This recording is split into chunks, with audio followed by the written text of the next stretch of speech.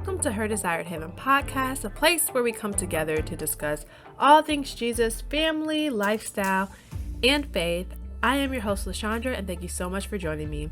Today in this episode, I want to talk about things you may not know about homeschooling.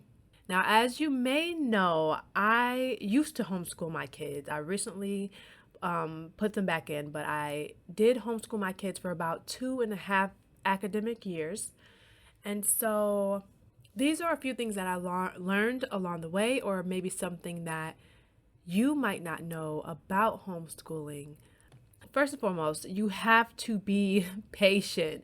And when I say patient, like patience unlike the world, one that goes beyond our own capabilities, our own knowledge and understanding. We need God's help to be patient with our children, with ourselves, and to be able to successfully educate them and help them to the best of our abilities. Each child is an individual and learns uniquely and in their own way. And this is one thing that I really learned. Like, I have 3 children, and all 3 of my children have their own personalities, their own learning styles, and they're all very unique and different. So I have to deal with them differently, educate them differently, and speak to them differently, and sometimes discipline them differently because they're all like so different and so individual. And I think in a learning environment, it's important to understand that as well, that one size doesn't necessarily fit all. And every individual kid has their own way of learning, and we need to, as teachers, be able to see that. It's our job to be able to learn the student and what works for them and what doesn't. You also have to be extremely organized, disciplined, and consistent. And this can be somewhat hard. You might want to track attendance and to do grading and track grades, and you have to make sure the kids are not walking around in their pajamas all day, although some people might do that. But for me, I'm like, we're getting up, we're getting dressed, just like we would if you were in a physical school. I want you to get dressed. Like, I want you to come prepared and ready to learn, and just get out of that I'm going to lay down and lounge all day, and get, in a mindset of, okay, I have something to do today. Being disciplined and being consistent with that can be tricky for both the parents and the children, but I think it teaches them something that's so much more valuable, of just having to get up and work a job, and having demands placed on you, and having to be at a place at a certain time, and being committed to that, and being on time, and it's teaching them different life skills, I think. So that's why I was like, okay, we're still going to get up, we're still going to get dressed and put on clothes. We're not going to sit around in pajamas all day. We're still, unless someone was sick or something, we're still going to, then we would just take the day off. But we're still going to prepare ourselves, be ready to learn. And another thing is, you have to be more compassionate and understanding, and be able to extend grace to your child, showing them that you are there for them no matter what, and really encouraging them. Another thing is, you don't always have to necessarily be the one teaching your child. There are so many online schools that the child can enroll in full time, as well as hiring different teachers and instructors to come in and be able to teach your child different subjects that may not be your strongest. You can also get help and support so that you don't have to do everything yourself. I know that there's homeschool groups and different things like that. So there's so many different options that people aren't aware of. And I think that's what kind of terrifies people, or scares them away from homeschooling, is that they think that they have to be the teacher, and they have to have a certain level of education, and that they have to do everything themselves. But there's so many tools and resources these days to be able to successfully homeschool your child and get the necessary supports and assistance that you need to make that possible.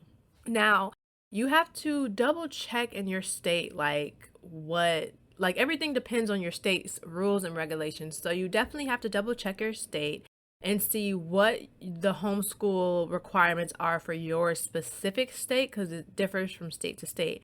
But here where I live in Illinois, homeschooling is not heavily regulated as of today, which it's 2022. So homeschool is not heavily regulated, so there's so much flexibility in what you can do. You can take educational trips, learn in different environments, and not be restricted to sitting in a building and at a desk all day.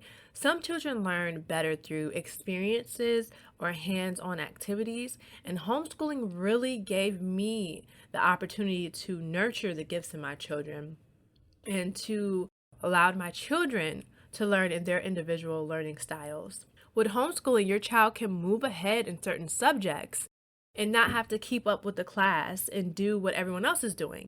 So if they're advanced in math, but they need more help in science or reading, you can really focus on what the child needs and also challenge them more. If you are homeschooling, this season of your life matters. It is so important and valuable to God.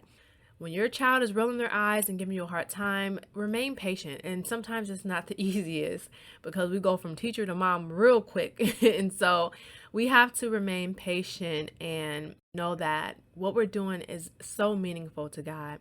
To some, homeschooling might seem like a small, humble, and meaningless task, but I beg to differ. We are taking upon ourselves the responsibility to educate the next generation, to be able to guard what they are being taught, and to instill in them the right values and principles, to teach them things about God and the Word of God, how to lead lives that glorify Him. We are building and leaving a huge legacy behind when we take the time to teach our children. Homeschooling or not, we are expected to be leaders and teachers in our homes, to be good stewards over the children that God has entrusted and blessed us with. This is no small task. This is truly meaningful. Homeschooling is not as easy as it may appear to be, and it's not as bad and as difficult either. It takes a lot of dedication and hard work. So imagine running an entire school all by yourself. You are the principal, the secretary, the teachers, and the support staff. You do all the teaching, grading, disciplining, redirecting, and so much more, as well as the administrative work and everything that, the school does behind the scenes. Like, you're doing everything. So you are wearing every hat imaginable. And if not careful, you can become extremely burnt out. So it's important to have balance as well and take breaks as needed. I'm grateful for the experience of homeschooling my kids. It gave me the opportunity to walk with them on their educational journey.